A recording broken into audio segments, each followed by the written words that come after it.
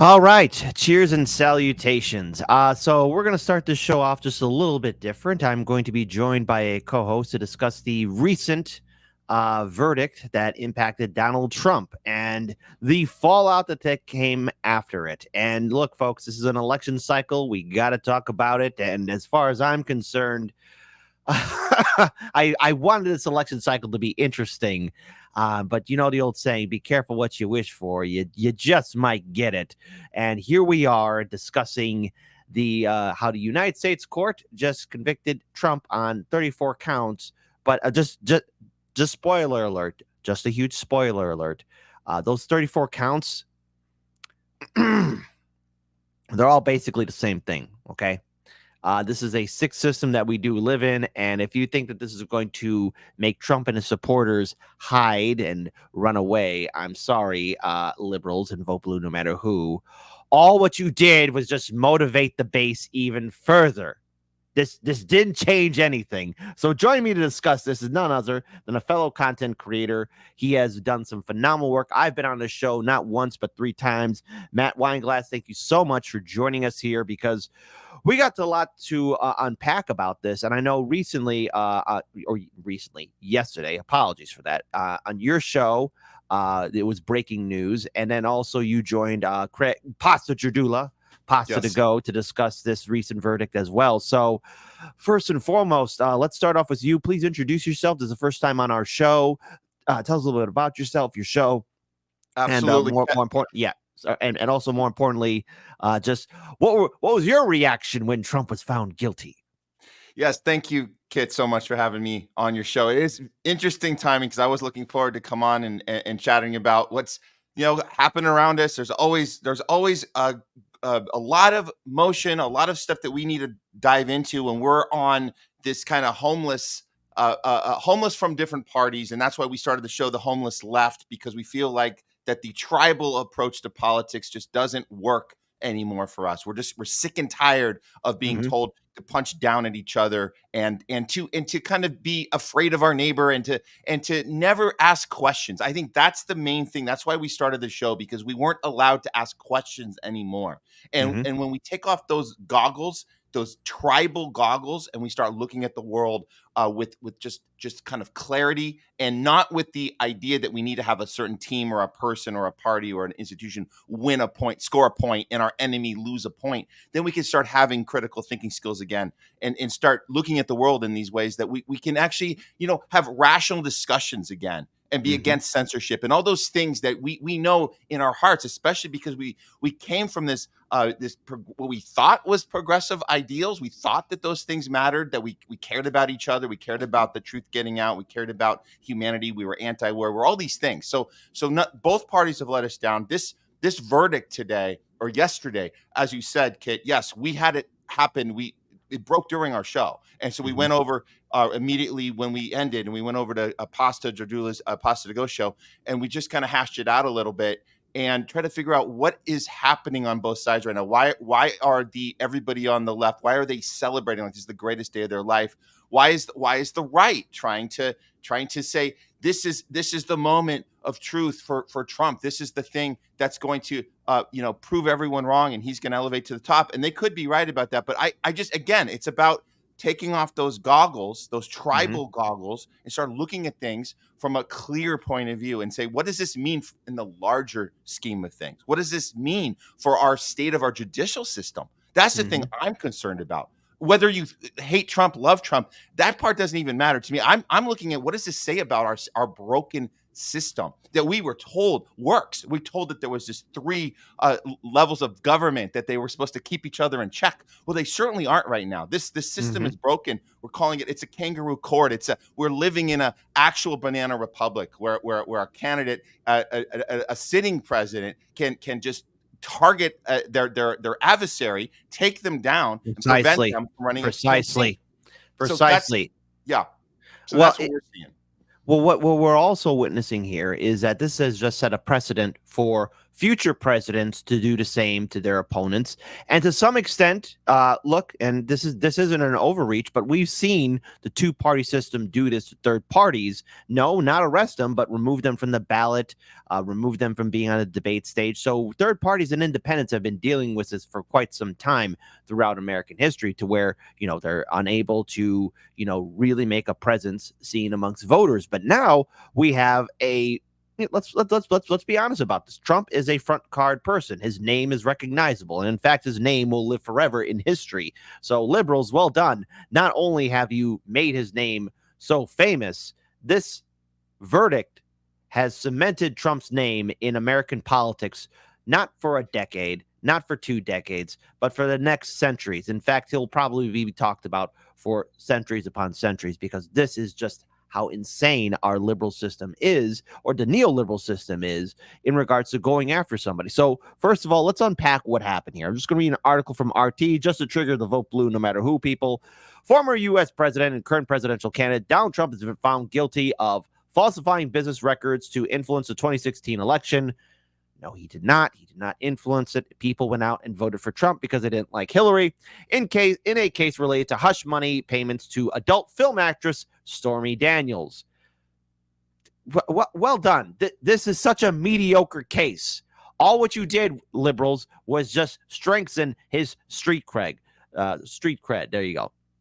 Manhattan District Attorney Alvin Bragg, a Democrat, charged Trump last year with 34 counts of criminal behavior, alleging that a Republican politician sought to concealing damaging information and unlawful activity from American voters before and after the 2016 election, like no other politician has done that before.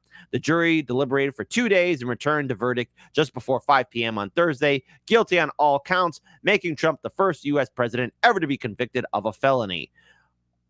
Great.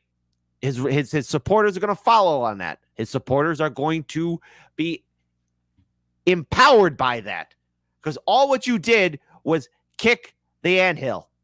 You knocked down the beehive, and now everybody's pissed off because you've turned Trump into a martyr.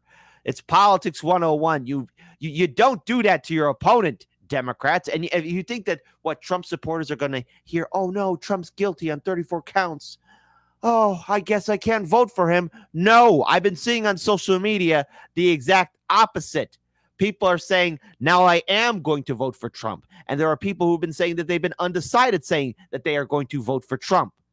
So no matter what happens on election night, you're going to see a large turnout of Trump supporters vote for Trump because of this.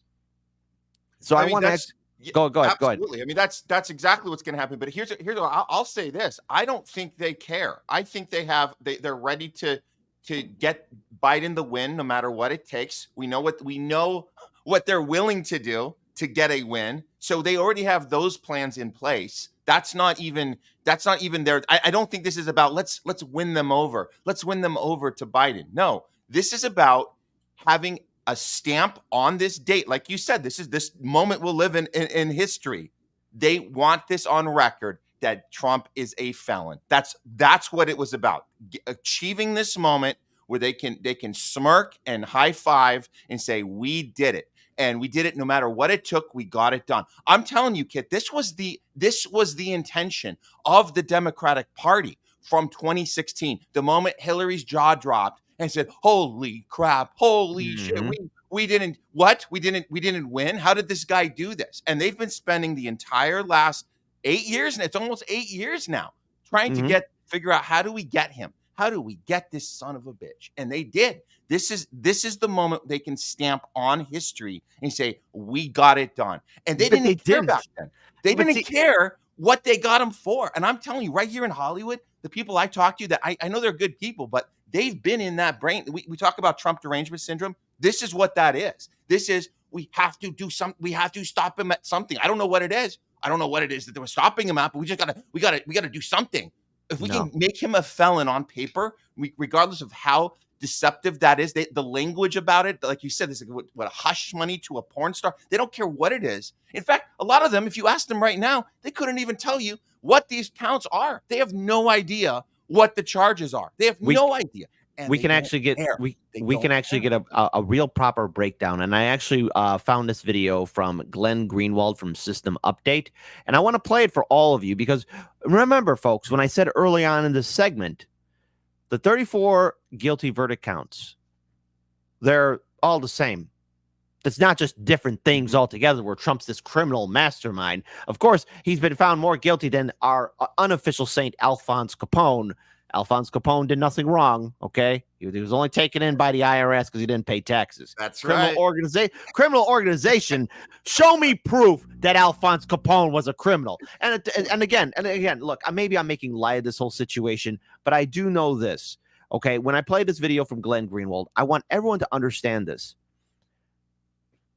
Trump is a mastermind when it comes down to manipulating the media and running a show. He truly is probably the greatest showman on earth because now he's going to run with it. You know that Trump mugshot? He was able to successfully capitalize on it. Any other politician would have been like, oh, I must resign. Oh, I have to step down. My career is ruined. No, It was Trump, an actual. It was an Trump actual ran mug. with it. Like, Yeah. it was an actual mug that he sold, and a T-shirt and hats. Yes, yes. And so when people come to me and say, "But kid, he's a felon. He's a felon now." You think Trump cares about that? You think his voters care? No, they don't. They're going to vote for him regardless because he won the primary, and the man didn't even debate in the primary. He didn't show up, and yet he still won. So let's play this video here. I'm going to play it in its full entirety, and I want everyone to listen very carefully again because these 34 guilty verdicts, they're all the same. We know that the American media is going to engage in endless efforts and depicting this in the most melodramatic way to talk about Donald Trump as a serious felon, as somebody who now faces jail time. They'll emphasize over and over that this is the first time in American history that that an American president has been convicted in all of American history. So let's look at this ABC News graphic of the trial, which will give you a sense of already how dramatic the media is being. Now, it is true that there were 34 felonies, 34 counts, separate counts, and you see here all the red bars showing that the jury found him guilty on all of them. So you look at this and you think, oh my, that's really overwhelming. The jury found him guilty 34 times. In reality, it's all the same crime. It's just that each different time that this entry was made into the bookkeeping of the Trump organization, the prosecutor charged him with either 2 or 3 different crimes, but it's the same crime just reoccurring every month. In reality, he's been convicted of one act that the jury found him guilty for, and that is the act of purposely manipulating the internal documents of the Trump organization by hiding what the payments were to Michael Cohen, what they were for, and secondarily, the jury found that they were being hidden for some sort of illegal or corrupt motive. That's what the jury really found. Now, so all of those verdicts, those 34 guilty verdicts, are the same. They're the same. It's not different. It's not this big criminal cartel, folks. It's the same. And my personal opinion is this is one big nothing burger, and Trump will capitalize on this. Let's continue on. Trump obviously has the right to appeal, but I think there's very little chance, and I worked in the Manhattan legal system for 13 years. I know how these courts function, how they work. I can't imagine an appellate court, let alone the Supreme Court in New York, assessing this trial and issuing decisions about whether the jury verdict and the conviction should be overruled before the 2024 election. We're just already a few months away from that. So it seems very likely that Trump will head into the 2024 election as a convicted felon. The other question, though, that really looms large here is whether Trump will receive any prison time from Judge Merchan, who has presided over this trial in a very transparently politicized way. And we talked about this last night, that Manhattan is one of the most anti-Trump, pro-Democratic Party enclaves that you can find anywhere in the country. I lived in Manhattan and worked in Manhattan for almost 15 years, went to law school there for another 3, and finding a Republican in Manhattan is almost as difficult as finding a Democrat in, say, Alabama.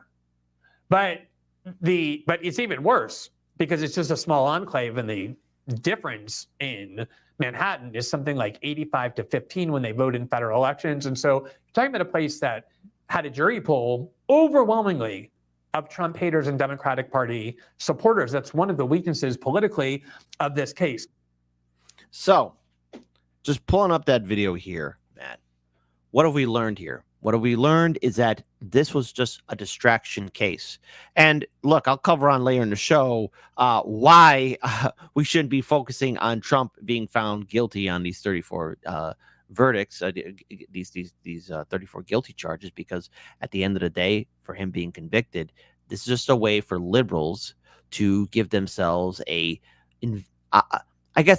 what they think is a well-deserved handshake and a high five and a hug, because somehow they think they got him. That's going to have the opposite effect. And look, I'm just going to say this here. These are not my words, but everybody, including you, Matt, pretend to be shocked when you hear them, because let's say in a hypothetical scenario, because I don't know how November will play out. Either Trump wins, Biden wins, who knows? But if Trump were to win, get ready to see people on MSNBC and CBS and CNN say this about our fellow Americans. I can't believe that those people would vote for a felon. Oh, we need to start reining in on social media because these people are being tricked by a felon. Social media is tricking our fellow Americans. Should Americans have the right truly to vote? Should certain states be prohibited? Because I'm promising you guys, the media is going to start doubling down on trying to divide us even further, because they're going to run with this felon narrative and start saying that anyone who's supporting Trump is an accomplice to destroying democracy. Now, these are not my words, so I don't want these things to be taken out of context. But everybody pretend to be surprised when you see the media talking like that about your fellow Americans. Now, Trump supporters, there's no way in any which way, in any scenario, that a Republican primary wasn't going to turn out with a Trump victory. They kept on saying, what did Trump voters say they wanted? They wanted Donald Trump to be their nominee, and they got it. They won it. All those other candidates that were on that debate stage were mediocre. Hell, the ones in 2016 had more of a backbone than all those people put together, and that's not saying much.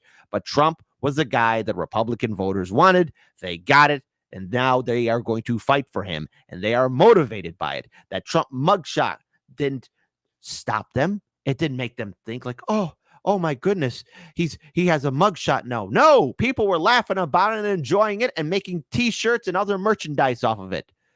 This situation that took place on Thursday will be no different whatsoever. Matt, take it away. So yeah, absolutely. And we're going to hear the deplorables line again. Hillary started that back in 2015, 2016, saying the half the country are deplorables. We're going to double down on that. I completely agree with you with that on you, Kit. But the thing about the actual 34 felonies, that Glenn Greenwald was discussing, we actually, before the verdict broke, I was actually doing the math. I was like timestamping it. We actually, on our show on the Homeless Left, we were covering the fraudulent the process the judge Marston was going through with the jurors, and there was actually a local reporter that we covered half hour before the verdict broke, and we saw that it was NBC. Her name was Laura Jarrett, and what she had reported on the ground there is that she had the records of what the judge was telling the jurors, saying you don't have to have unanimous on these verdicts. All you got to do is, if like four of you guys think one of them is a guilty, 4 of you think another one is, and 4 of you think another one is, it could actually be 4, 4, and 4 on different counts, and then we'll just throw them together. We'll add them up to 12. He actually said that to them. This is a record. So this was reported locally on the NBC local news there. So we covered that right before this thing happened. So again, we knew that this was leading to this moment. Well, the thing that I can't get over, Kid, we talked about the celebration of the Democratic Party, the celebration of these vote blue no matter who's, people right here in Hollywood that I have to, I don't understand what they're so excited about when this clearly should be a moment. If we're going to be celebrating this moment right now, what we should be celebrating is that this is the moment in time where the curtain got fully pulled back on Thank how you. corrupt our judicial system Thank you. actually is. That this Thank is a you. precedent. This is Thank a you. precedent that has been set. So from now on, moving forward, you're telling us that you are okay with this type of behavior in a courtroom, on this soil, in our country, the country that we're supposed to be so proud of our judicial system, our electoral system, our three branches of government Thank you. that work so well. This is the moment where we're going to look back and say, you were okay with it then. So now it's okay to do it in the future. This has never happened before, Kit. This has Thank never you. happened with a judge telling a jury, you don't actually need all a unanimous decision of guilty. We'll just piece it together. And like Glenn was saying, and like we know that these counts was just the same one over and over again anyway. And if you go back before that, it was a misdemeanor. They were trying to figure out, how do we turn this misdemeanor into a felony? So the whole thing from start to finish was all bullshit. I'm sorry for the language, but That's it was fine. bullshit. Well, no, but it is, because now here's the thing. To the most diehard liberals, look, I get it. Trump triggers you, but see, Trump, he's nothing new. We've all run into a Donald Trump before, but I've never seen a collective group of people become so deranged where they let someone live rent-free in their head because they are envisioning him as what? The next great dictator, Hitler 2.0. He's an awful man. Well, he's nothing new. And the thing is, somebody like Trump, he thrives off of people talking about him. And liberals, what you've done is you kept on talking about him and talking about him, building him up and up and up, and he ran with it. And the thing is, if he was so terrible, so bad, don't talk about it. Don't acknowledge him. The worst thing you could do to a person is not speak to them, not acknowledge their existence, because that's power in its own right. But liberals can't do that because they envision themselves as the moral compass, or these self-righteous individuals. Because now liberals, here's the thing. What has happened to Trump could happen to one of your favorite candidates further down the road. You opened the door for that. And the thing is, we have said on this show, the Jimmy Dore said this on his show, a lot of people said on independent media networks, that we don't have a democracy. We don't have a republic. We have an oligarchy. And now this game of back and forth of the top 1% playing this game with each other is going to further weaken us as a nation. Trump, look, I'm not a fan of Trump. I'm not a fan of Biden. But this case was a waste of time. And now the real danger, the real threat, is what can happen to future potential candidates. Let's say we do get, like, let's say potentially a candidate that people can rally around, somebody who's going to do good and all this other stuff. But now he could be vilified, or she could be vilified. This is open the door for any potential candidate, if they, for one reason or another, seem to tick off a lot of people. Well, they could be suffering the same fate as Donald Trump. Okay, go ahead. Can I also add in that when or if Trump gets in his second term, I think we're in kind of revenge mode now. Now we've set the precedent, and now I wonder how many people he can now turn to and actually convict them of their past. Anybody he wants to go after, which they've been warning us. Oh, he was the one that was going to do it. Trump's the one that's going to go after everyone. We can't have him in office because he's going to take advantage. We're going to be in a banana republic. Banana republic. That was like the worst thing that we could possibly have. Don't let Trump get into office. We're going to have a banana republic. We're living in one. We're living in one. This is the type of thing, kid. This is the type of thing that we go after other countries for. We invade them. We take out leaders. We put in dictatorships over this, over saying, what did that president do? They went after their adversary and took them down during a presidential election. That's not a democracy. Let's take them out. Blah, blah, blah, blah, blah, blah, blah. We do that. So here we are doing it, living it right now. We're living it in real time. And again, that's the word. We've set a precedent. That's how it's going to be from here on out. There's nothing to celebrate here other than it's a reveal moment for us all that our system is absolutely broken. I want to pull up this video here. This is Trump commenting on on being found guilty on all 34 counts. Again, folks, I'm going to keep on repeating this. All 34 counts are the same. It's a rigged trial, a disgrace. They wouldn't give us a venue change. We were at 5% or 6% in this district, in this area. This was a rigged, disgraceful trial. The real verdict is going to be November 5th by the people. And they know what happened here, and everybody knows what happened here. So I want to pause here. November 5th, that is election night. Now, voters are going to turn out to vote for their candidate, whoever they wish, whoever they want. But you know something, Matt? A part of me is also thinking that, no matter how this plays out, let's say Trump were to win. All right, let's say and the thing is, I am confident that this has inspired his base and those that are undecided and maybe were leaning towards Trump to turn out to vote for Trump even harder. Yeah. Do you realize what's going to happen, right? Because this is something I've said about and I joked about on the show, that Trump was the biggest producer for the Vote Blue No Matter Who industrial complex. Like, he is the biggest job creator there, because think about how many people rose up after 2016 trying to be part of this resistance against Trump and stopping fascism, and hey, wait, where are they now under Biden? But they're all going to be coming back, because I'm willing to bet there's Rachel Maddow and everybody else just foaming at the mouth and wringing their hands together, be like, oh, I can't wait to do another podcast or do a whole week or whole month segment on how Trump is bad and this, because no matter what happens, all these self-righteous Vote Blue No Matter Who people are going to capitalize off of people's fears, because they're going to be viewing Trump as this big threat. And oh no, where do we go? And then somebody like Rachel Maddow will be like, watch my show and I'll tell you how to be a fighter. I've seen this game before, and I'm just we knew that I'm burnt out. We knew that mainstream media it's on its last leg. We know they've been falling, losing all their audience. They're seeing shows like Joe Rogan taking all their audience away, and all of us independent media people. This is where people are headed towards. But maybe, like, you're right, this Trump getting in his second term, it might put just a little more fuel in their tank before the engine completely fails them. And so they go, oh, we could get a few more rides around the block here on it. So yeah, of course they're salivating about that. But what I'm concerned about, Kit, is even let's talk about what's happening now before we get to November, before we get to this election. I'm 100% concerned that our fellow American citizens have no idea how close we are to World War III right now. This president right now, Joe Biden, is the most. He's a genocide Joe. They're calling him Genocide Joe for a reason. This guy's the most warmongering president we've ever had.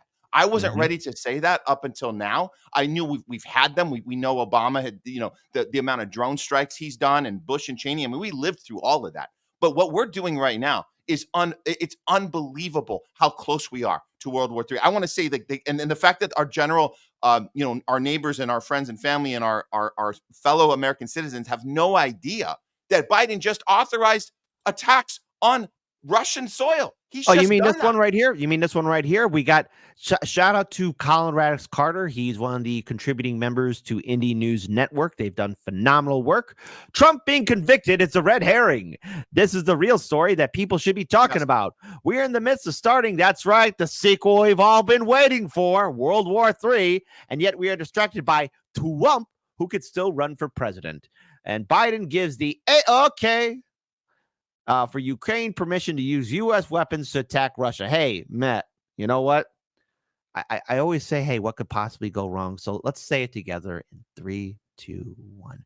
What could possibly go wrong?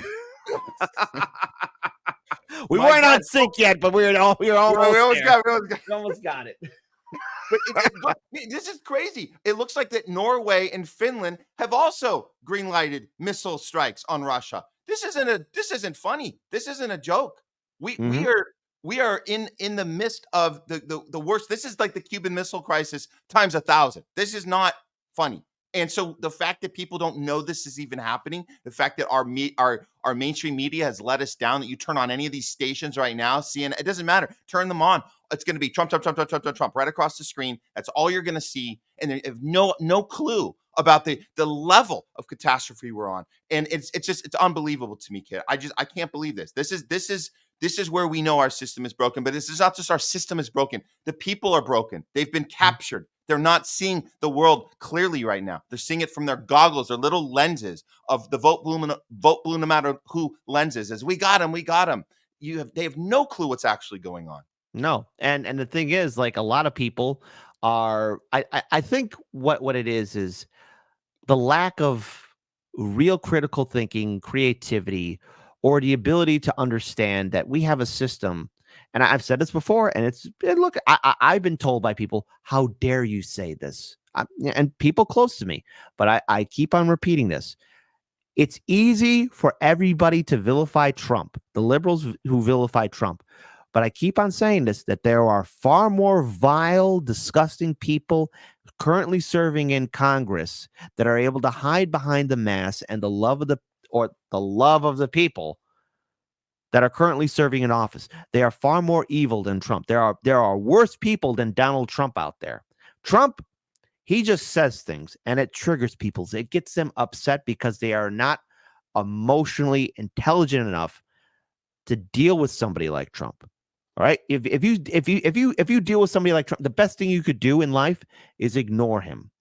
And there are Trump people out there, guys and gals, okay? People who know how to get under people's skins.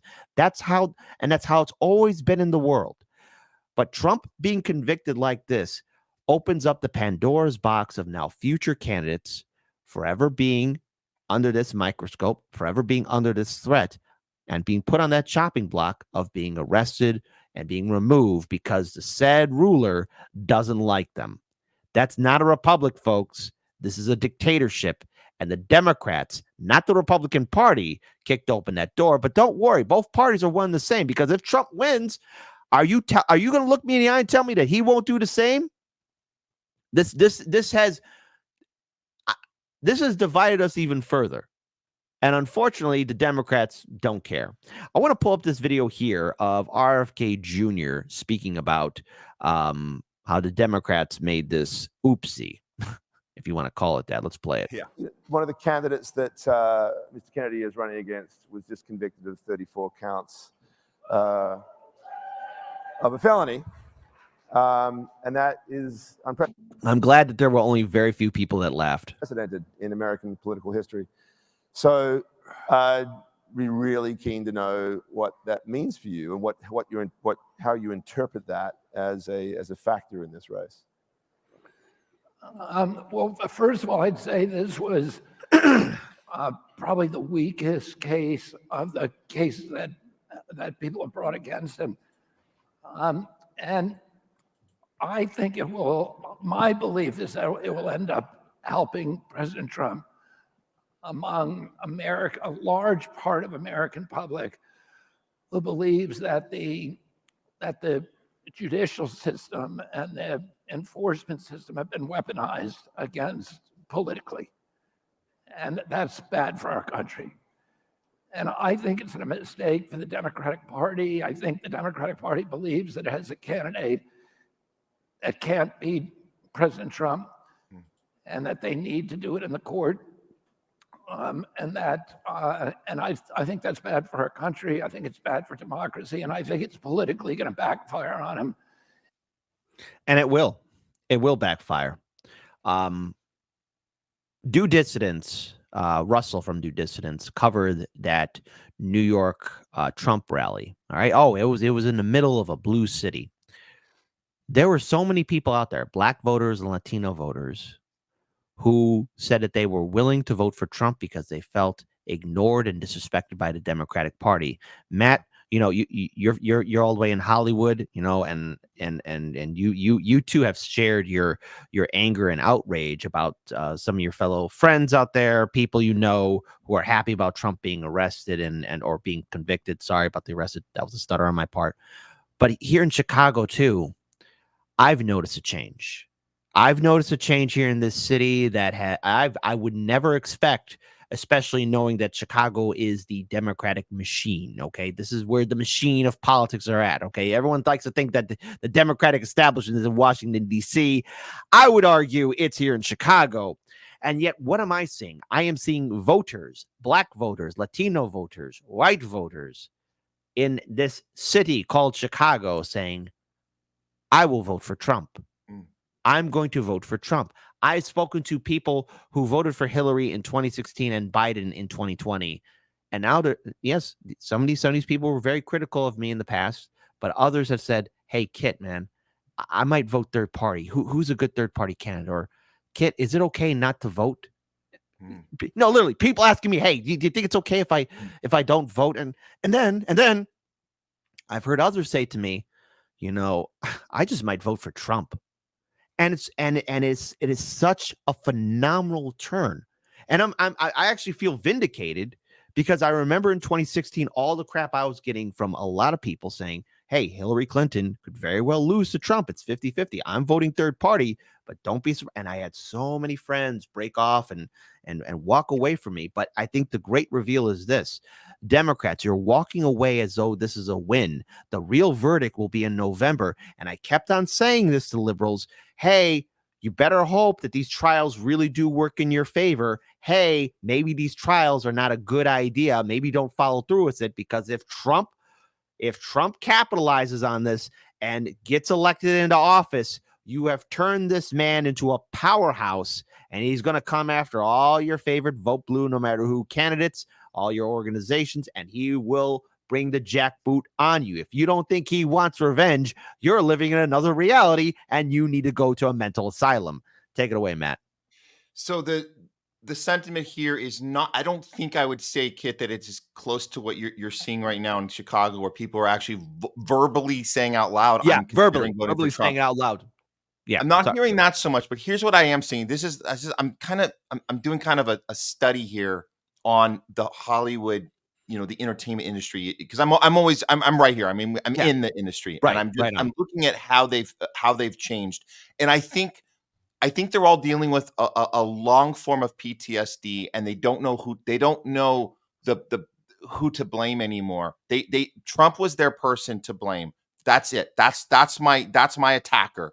I'm the victim to him, and it's been that way for several years. And I think what happened here is because there's such a and I'm not switching topics here. I'm saying this is completely related. When we have this 7-8 months since October 7th, and we're right in there's a major Jewish community here in Hollywood. And I think a lot of people are so confused. They don't know how to process what they're watching. They're watching a genocide happen in real time. They know that this administration has been funding this thing. They did what they were told. This is what they were told. They said, get the orange man out of the way. This little child, this horrible person, that's a danger to all of us and everyone around us, and get the adults in the room, and they're going to take care of business. Well, the adults have been in the room, and they haven't taken care of business. It's worse. Not only have they not taken care of business, they've started a genocide, and they aren't stopping. And I think that when you put that on the backdrop of this, and this is the thing that they are high-fiving, they are celebrating right now, but I think they're very confused about what happens next. I don't think they know what to do next. I think they're going to probably end up voting for Biden, but what I'm suspecting here in Hollywood is that there might be people are ready to sit out the whole thing. I think they're going to just take a step back. They got the thing they wanted, this moment. They're going to celebrate it for a moment, and they might step back altogether. That's my prediction. But I don't think they're going to be where you're saying in Chicago. People aren't going to out loud say, I'm ready to vote for Trump. But I do think they understand that there's something wrong, and they don't know who to be mad at, and they have a lot of trauma. This is how trauma works. We sit with it. We have to sit with it for years sometimes before we're able to even verbalize what happened to me. I mean, the trauma we went through with the Democratic Party, the Bernie trauma, we went through that, and I think we came out okay because we were ready to talk about it. We were ready to say, here's where we were wrong. Here's where we were fooled. And we're not going to be fooled anymore. But we had to be willing to put it out there and say, we got this wrong. And it's okay. It's okay to say I was fooled. But if you're not ready to do that yet, I hope they are at some point, but I think it's a long process for some people. So Yeah. again, we think of them as they're recovering from trauma. They're all victims. I'm not mad at them. I've never been mad at them. It's just been so frustrating because it's like, here we are having these conversations for Right. years. You've been doing your show for years. I wish I started Homeless Left earlier than I did, but I started it and we're doing it. And Mhm. you just hope that they catch up to us at some point. You know, I want to ask you a question on this one. So I've been critical of Hollywood, especially with its recent situation and how people aren't attending the films and movies anymore. And I noticed, come on, it was out there. But in 2016, when Trump got elected into office, and afterwards, there's been nothing but this attempt by the media to and entertainment shows or TV shows to maybe show like a Trump adjacent character, or maybe show like this struggle against a bad person, and it is put in this liberal view sense of, oh, we got to stop him because he's this and this is the character, this is the situation. And there's like the woman lead, and look, women can be protagonists in films and everything else, but it's just been like hammered on home to where it's just like people are just burnt out and tired. And I'm wondering, in Hollywood itself, and to a greater extent with the liberal community, the vote blue no matter who, do they see themselves like as a main character in a TV show or being part of a resistance? And maybe this is the way they're trying to cope with reality, because the truth is politics and history and life are far more complicated. It's life is not a TV show and a movie. I mean, I've done my fair share of doing voice acting and some roles here and there, but that's just all pretend. Life, history, politics, it's not black and white. It is shades of gray, and you have to sift through it to really get the bigger picture. And I'm just wondering if people are kind of living in that reality to where they see Trump as their opponent, and yet he's never going to acknowledge their existence. But maybe this is what some people can do to maybe project themselves, and maybe that's why they're trying to have this celebration. What are your thoughts? Yes, I do think so. You're onto something here. There is something about the Hollywood ability to tell stories. So the storytelling talent that people have here, and they bring in their audience, and they bring in the people. Especially if you're in the entertainment industry, you really appreciate the storytelling element of life and what we're able to do as artists here and affect audiences. And so Hollywood, we know Hollywood was captured years ago. See, a lot of these big productions we see where these like investigative big blockbuster movies where we're like, we gotta expose the truth. These are all CIA approved movies, all of them.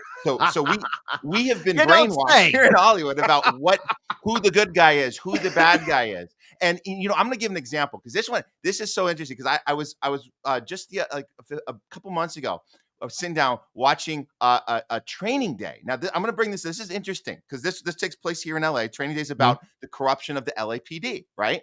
And I was like, oh, I love this film because it's about, you go in from the inside. You got this guy, Ethan Hawke character. You get to go in with him and see the corruption of the LAPD, and then he confronts Denzel at the end and takes him down. And and I'm showing this movie to my fiance, and I'm saying, hey, watch how this movie really affected me in 2002. It's 20 plus years later. Let's watch it. Yeah. And it gets to the end, and I realize, I go, oh my God, holy shit! This movie, the last scene, I didn't realize it, but it's not about taking down the system. It's about pinpointing the one person that was the problem the whole time. The bad apple was Denzel, and Ethan Hawke looks at him in his eyes at the very end of the film, and he's wearing the LAPD badge, and he says, "You don't deserve to wear this." After everything Ethan Hawke went through, saw all the corruption, all of the levels of total bullshit. Oh, I gotta watch that. He takes the badge off of Denzel, rips it off of him, and says, "You don't deserve to wear this." That, Kit, is the epitome of where people in Hollywood, that's how they look at life. That you do your investigation of a system, and you find the bad apple, and you rip off that badge. And guess what? It's business as usual. Everything's A-okay now. And there's no more critical thinking about the actual system. So because and then of course, like you said, we're all the good guy here. No one's playing. We're all the good guy in our movie at all times. I've made this joke on the show, like, hey, I'm an anti-hero because whenever you see somebody say like, oh, I'm such a good angel, I'm a good person, oh, that should be a red freaking flag, because anyone who exposes like, hey, I'm holier than thou, or I'm a good person, I know what's right. No, everyone, alarm bells should be ringing. I think a lot of people should be able to know what a bad guy looks like or what a bad person is. It takes a while in this day and age, but anyone who holds on to that, I'm a shining example of liberty and truth and justice, like you see from a lot of these vote blue no matter who people, they're big hypocrites. Okay, and yes, the conservative movement has its own fair share of hypocrites too. I get a lot of pushback from people saying, well, why are you so mean to the Democrats? Why are you so critical of them? It's because they put on this mask saying that they care. When we, let's bring up Training Day one more time. Okay, Denzel Washington's character, I bet he didn't start off as a bad guy. Was Denzel Washington's character corrupt, or did the system corrupt him himself? Who corrupted who? Who corrupted who? That's it. But the script doesn't answer that question on purpose. Does not ask their audience. Does not ask the audience to think about that. It doesn't matter. The point is, we're getting conditioned here, and we've been conditioned for that movie's 20 plus years ago, and we apply this shit to Trump. We say, oh, he's just naturally bad. Denzel's character is just naturally evil. The LAPD is on the up and up. It's just that we just got to get that horrible, awful person that was born evil, get him out, and get back to business as usual. That's the training. So the training day isn't to Ethan Hawke. The training day is to us. Mm-hmm. Yeah, we've been trained to think this way. Yeah, and because it's easy. It's easy for people to say, "Well, he's the bad guy." No one starts off evil. Okay, I mean, that is an interesting study to look into. So I want to pull up this other video here. This was on Fox News. Now we pulled up, obviously Trump. We played a video of Glenn Greenwald. We played a video of Donald Trump acknowledging what was going on. We played a video of RFK Jr. saying how this is going to backfire on the Democrats. I want to pull up this video of Tulsi Gabbard on Fox News. So let's play it. It's only 4 minutes long, but let's just hear this out because, folks, November, this. And to all the liberal critics out there, to all these people who have Trump derangement syndrome, no matter what happens, his voting base isn't going to disappear. Life isn't a movie. Life is to be experienced. Movies are entertainment and fantasy. Joins me now. So you just heard Peter Doocy say the White House, the campaign's fundraising off of Democrats convicting their rival. Fundraising, Tulsi. So much for the rule of law, Jesse. I think this is adding insult to injury to the seriousness of what the Biden-Harris administration, the Democrat elite are doing to destroy our country, to destroy our democracy, to undermine the rule of law. And my hope is that the people who are watching this, the American people who are watching this, are understanding that this is a very serious wake-up call, that the consequences of this extend far beyond this case, this verdict, even Donald Trump. President Biden is guilty of turning our country into a banana republic. What does that mean for you and me and every American? That means we have to now think twice before challenging or opposing or criticizing the political party that's in power without being concerned about how they may now use the levers of the Department of Justice and law enforcement to then come after us. That's the serious issue that's at stake here. Thank you. The only way that we save our democracy and stop and reverse the damage that's already been done is when every single one of us as Americans, Democrats, Republicans, independents, libertarians, we take it upon ourselves to choose freedom, to save our country, save our democracy, and punish President Biden and his administration, those who are abusing their power on November 5th, and vote for Donald Trump. You're right. It's been a pattern about punishment. If you tried to open a salon during the pandemic, they arrested you. If you tried to say something during the pandemic, they censored you. And now Republicans aren't safe in New York. I mean, a lot of New Yorkers aren't safe in New York, but now the Republican nominee for president who lives here, still has a place here, isn't safe in the city he was born in from political persecution. You say there needs to be accountability. What will that look like if Donald Trump wins re-election?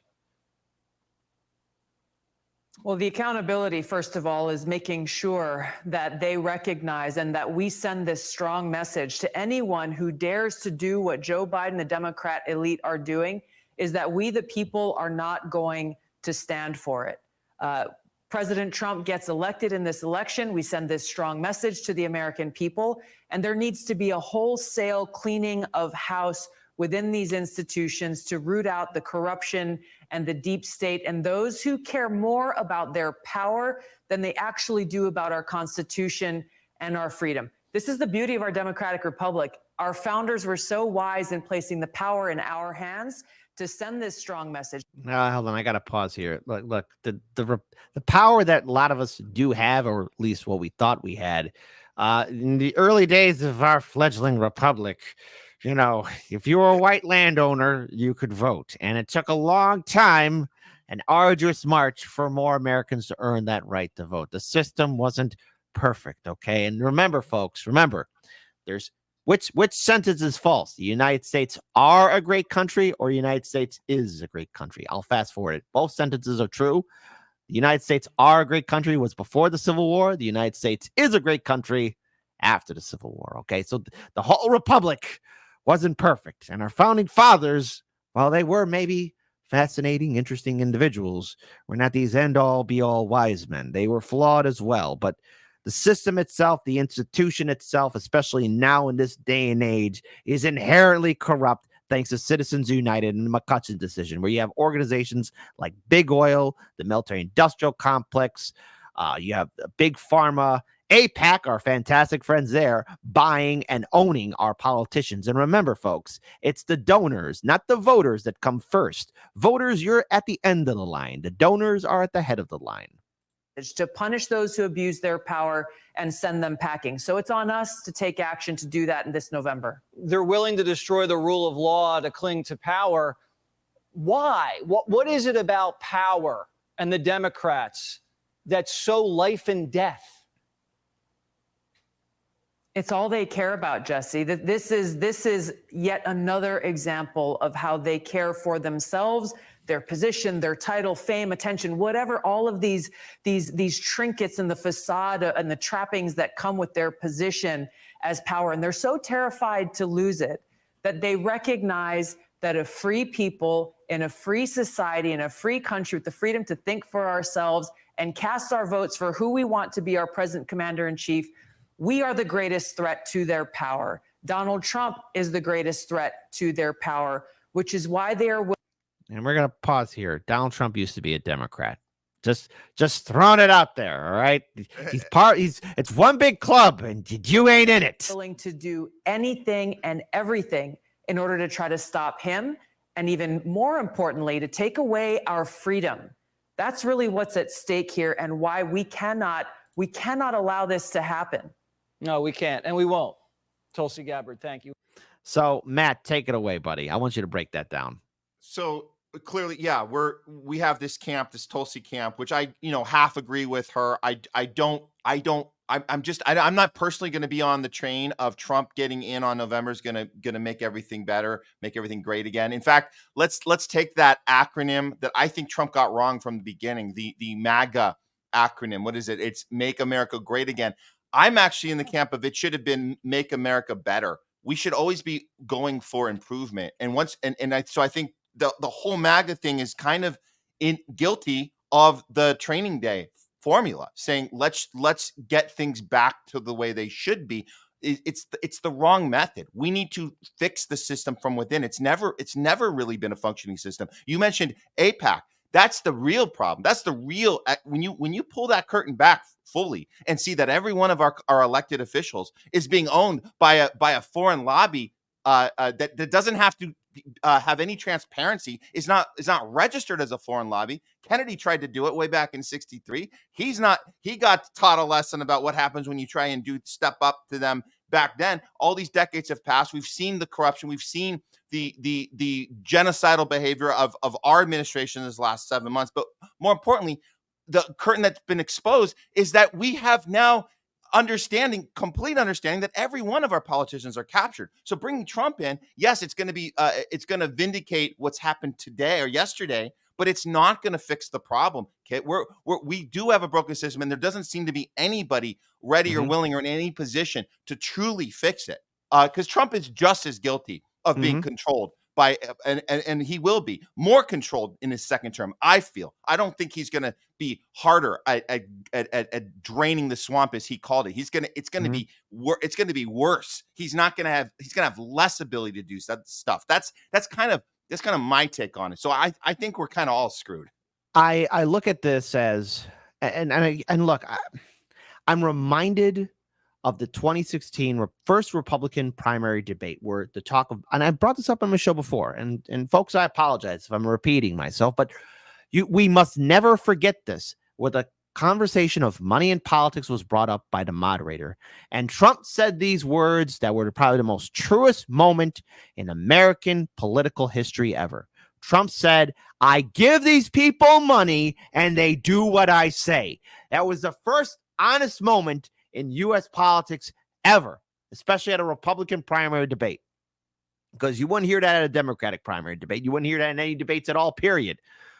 He said those words. Yep. And remember, folks, the moderator said, especially to the 2016 primary Republican challengers on the stage at the time, the moderator said, "Hey, who has received donations from Donald Trump?" And a few of them raised their hands. And the thing is, he gave them money. They did what he said. But remember, folks, he used to be a Democrat, and he gave the Democrats money, and they did what he said. And there was a little-known U.S. senator in New York State at the time, first name Hillary, last name Clinton. Hey, she attended his wedding. Hell, him and Bill were golfing partners, and they were both good friends with a guy, first name Jeffrey, last name E. It's one big club. George Carlin is doing a big song and dance, and while we're all distracted by this verdict, again, folks, don't be distracted. This is the real thing that is flying under our radar. Trump being convicted is the red herring. The real stories that people should be talking about is that we're in the midst of starting World War III, and we are distracted by Trump, who could still run for president.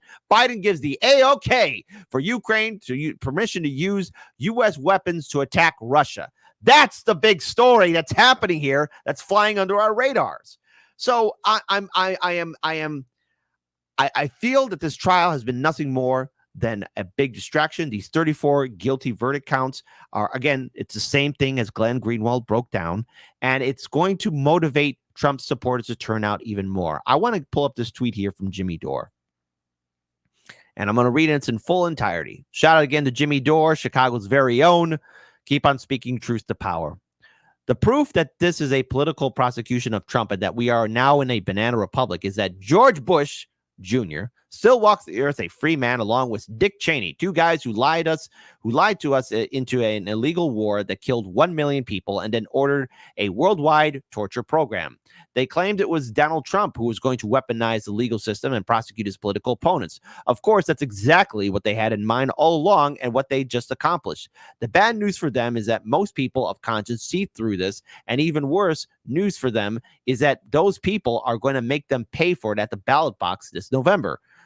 The establishment is so stupid and so afraid that they think doing political prosecution of their number one foe is going to turn people against them.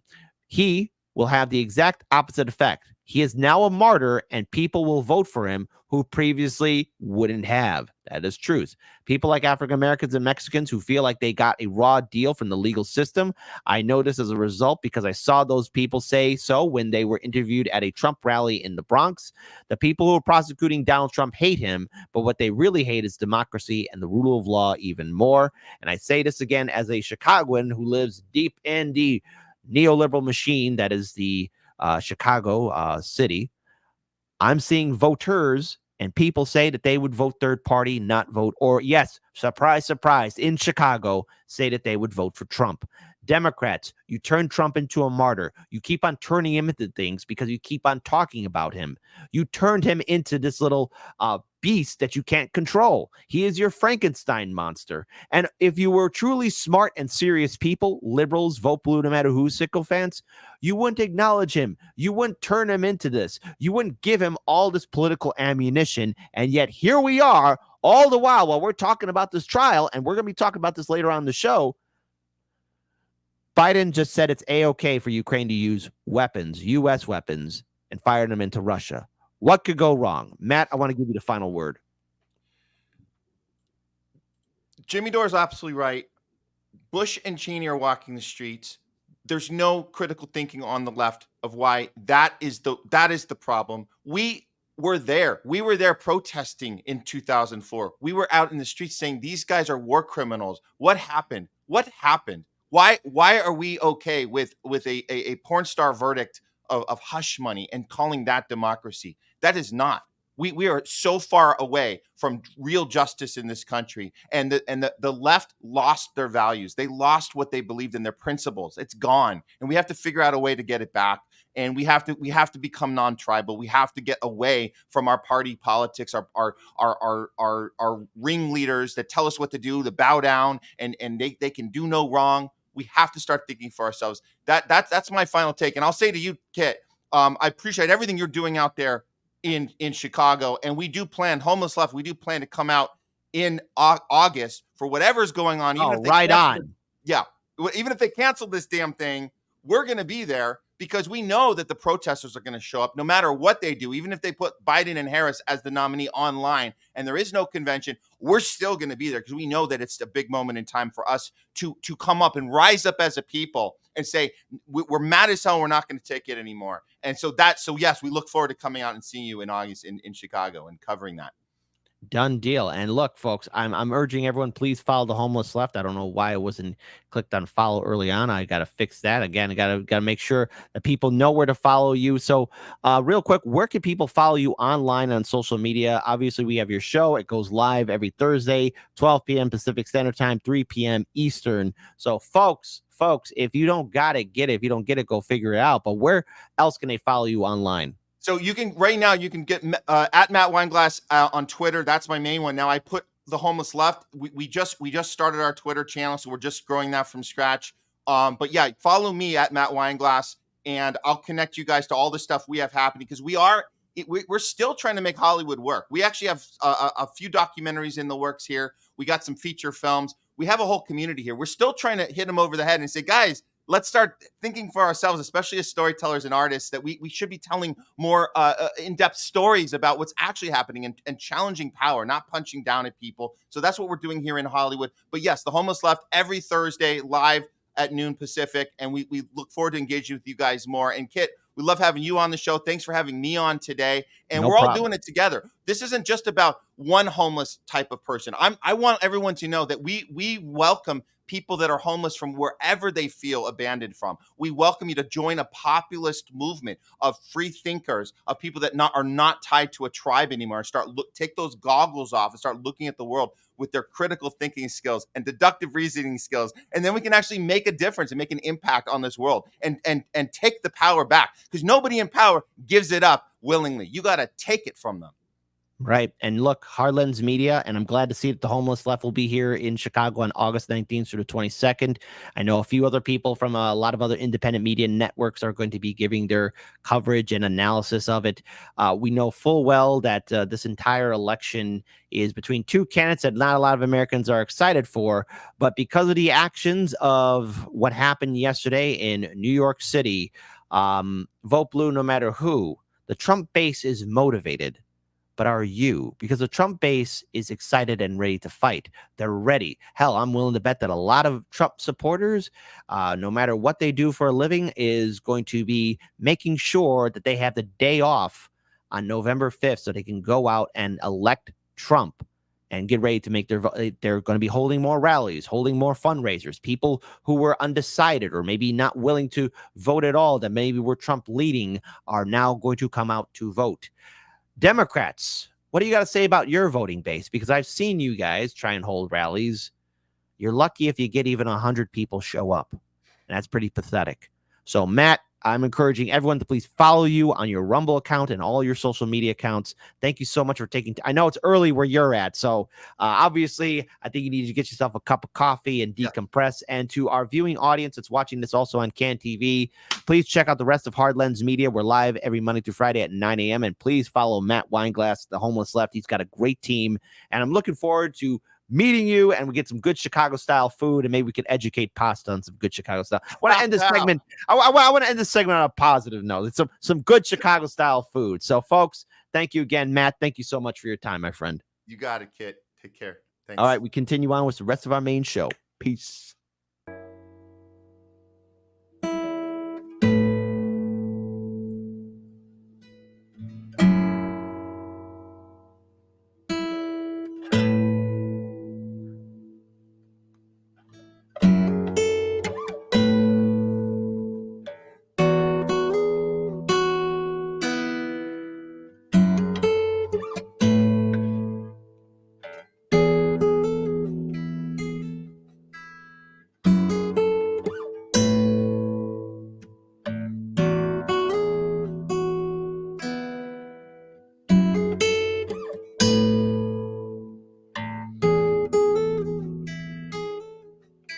SWAT team took your neighbor today.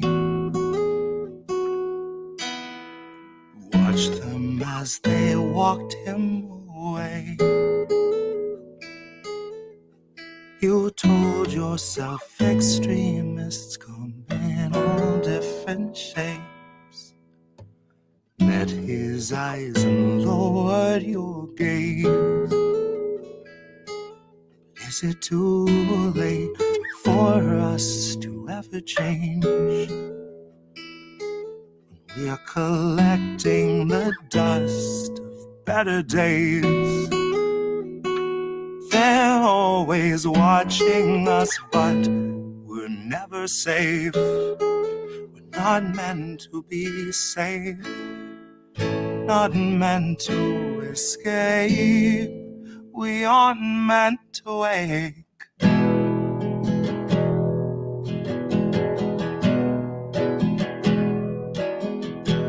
Sheriff stopped your daughter today. Pepper sprayed her twice in the face. He must have had good reason if he'd treat her that way. At least that's what they've taught you to say. But is it too late for us to ever change? Once we're collecting the dust of better days. They're always watching us, but we're never safe. We're not meant to feel safe, not meant to escape. We aren't meant to wake.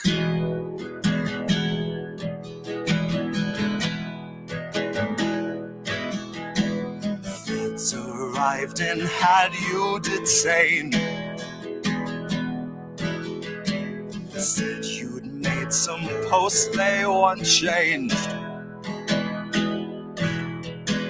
Tased you till you felt like you'd forgotten your name, or life before they had you contained. Oh,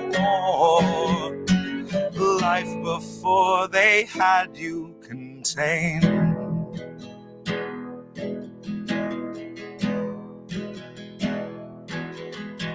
SWAT team took your neighbor today.